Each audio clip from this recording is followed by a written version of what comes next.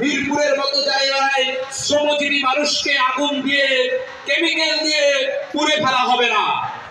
এমন একটি বৈষম্যহীন ব্যবস্থা গড়ে তুলতে হবে, নিয়মতান্ত্রিক উপায়ে 5 বছর পর পর পে স্কেল পরিবর্তন হওয়ার কথা থাকলেও আজকে 11 বছর পরেও পে স্কেলের জন্য কর্মচারীদের শহীদ মিনারে আসে বসতে হবে না।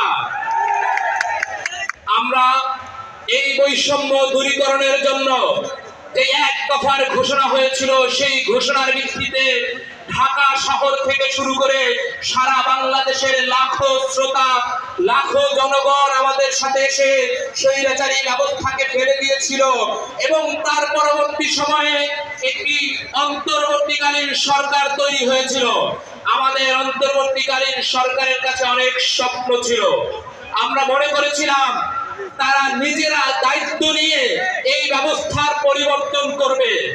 আমাদেরকে তারা বিভিন্ন সময় আশ্বাস দিয়েছে। আপনারা জানেন একটা পে কমিশন গঠন হয়েছে, যেই পে কমিশন স্বাধীনভাবে তার প্রস্তাবনা এবং তার যেই নীতি সেটি বাস্তবায়ন করতে পারার কথা।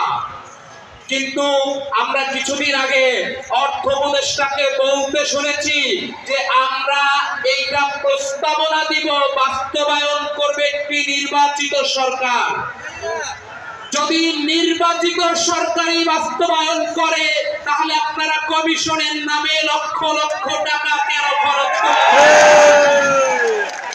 যদি নির্বাচিত সরকারি সকল দাবি দেওয়া বাস্তবায়ন করে তাহলে আপনারা 3 মাসের মধ্যে নির্বাচন না দিয়ে 2 বছর পর্যন্ত ক্ষমতায় কেন রইলেন? আমরা বলতে চাই, একটি দেখানো কিংবা অলিগারদের হাত পরিবর্তন করার জন্য 1400 ভাই বোন জীবন দেয় নাই।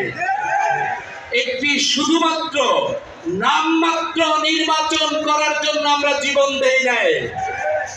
এই ধরনের সমস্যার সমাধান করার জন্য একটি স্থায়ী বন্দোবস্ত আপনারা তৈরি করবেন। সেজন্যই শহীদরা দেয়ালে দেয়ালে লিখে গিয়েছে, লাখো শহীদের রক্তে কেনা দেশটা কারো বাপের না। লাখো শহীদের রক্তে কেনা দেশটা কোনো সচিবদের না।